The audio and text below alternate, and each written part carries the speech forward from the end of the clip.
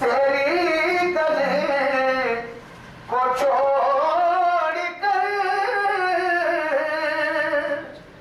باغ جنان میں جائے کیوں؟ سبحان اللہ. آج جا رہے ہیں تیری گلے کو چھوڑ کر باغ جنان میں جائے کیوں؟ اور لقد ملے جو مدعا وعدے پہ دل لگائے کیوں؟ ہمیں یہ بتایا جاتا ہے کہ آپ قبلہ کی طرف جائیں. یہ میں نے طارق صاحب کی ایک فرمائش کو دہرا رہا ہوں کہ ادھر قبلہ ہے، ادھر قبلہ ہے. صرف قبلے کی ایک بات سمجھ لیں، اور میں نہیں کہوں گا، یہ شاہ عبدالعزیز محدث دہلوی رحمۃ اللہ تعالیٰ علیہ، ان کی بات آپ کو سنانا چاہتا ہوں. شاہ عبدالعزیز محدث دہلوی وہ ہیں کہ جو بل واسطہ یا بلا واسطہ تمام جتنے بھی حدیث پڑھنے والے برصغیر میں سب کے استاد ہیں، جن کی سند ان تک لازمی جاتی ہے. حضرت قاری صاحب اس بات کے گواہ ہیں، یعنی وہ حدیث پڑھانے والوں کے پہلے بڑے استاد ہیں، ان تک جاتی ہے. اور وہ تفسیر عزیزی میں یہ واقعہ لکھتے ہیں، تفسیر عزیزی میں یہ واقعہ لکھتے ہیں. میں یہ بات کر رہا ہوں اس لیے کیونکہ آخری بات ہے. لوگ کہتے ہیں کہ قبلہ کی طرف جاؤ، قبلہ. اب میں بتاؤں قبلہ ہوتا کیا ہے.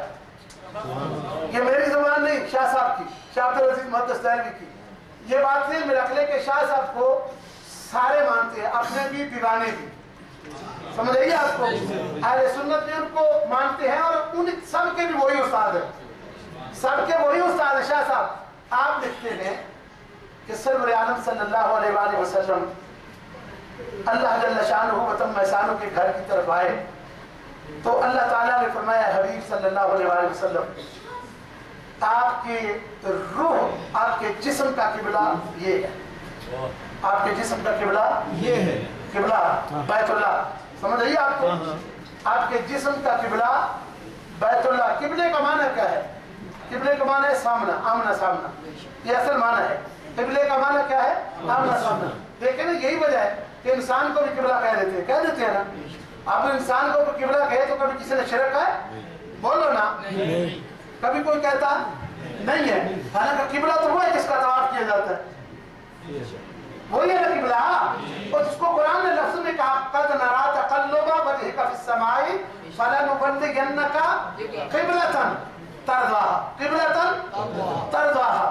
قبلہ تو وہ ہے، پر آپ انسان کو بھی قبلہ کہتے ہیں. کبھی شرک نہیں ہوا. شاہ صاحب نے اس مسئلے کا حل نکال دیا اور بتا دیا، کہا کہ اگر عقل ہوئی تو اس پر غور کیا تو پھر کبھی جھگڑو گے نہیں. فرمایا کہ خالق کے کائنات نے فرمایا اے حبیب یہ جو قبلہ ہے یہ تیرے جسم کا ہے، تیری روح کا یہ قبلہ نہیں.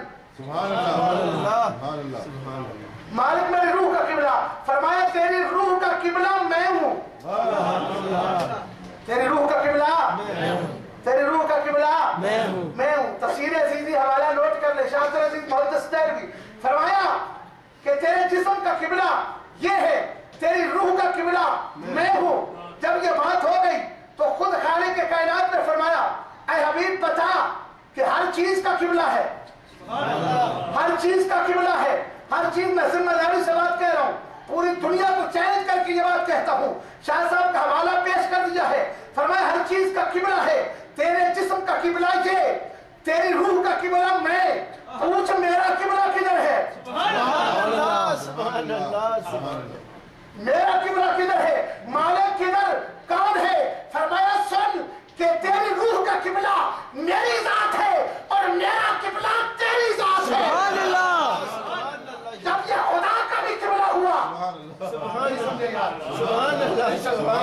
آپ کو نہیں سمجھ جو بات میں کہہ رہا ہوں. قرآن کی قسم ذمہ داری سے بات کہہ رہا ہوں. چیلنج ہے پوری دنیا کے مسلمانوں کو.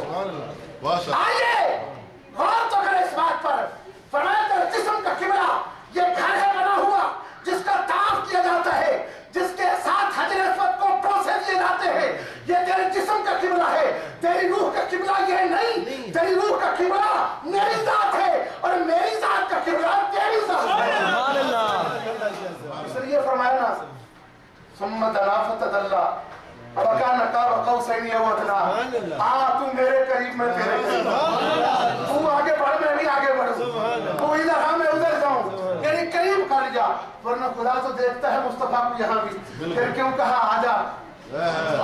सुब्हानल्लज़ी असरा बिअब्दिही लैलन मिनल मस्जिदिल हराम। लिहाजा इन मौलवियों का क्या है, इनका दीन मान तो सिर्फ टके हैं, पैसे लेना, तनहादार हैं।